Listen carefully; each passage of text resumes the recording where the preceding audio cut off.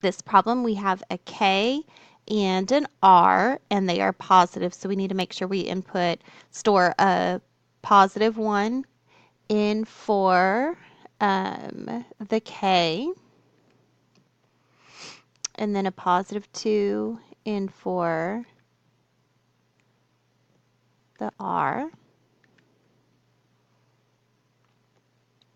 And then we're going to type in 144 K squared R to the 14th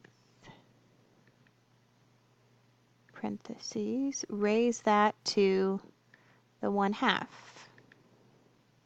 Now we're going to set that equal to answer choice F and see if that works. So remember, we go second math and select number 1.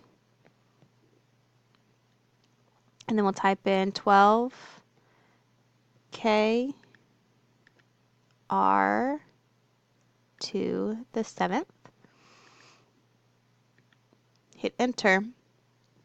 Now, we just got lucky here because remember, 1 means that one is correct. So the correct answer for this one is F.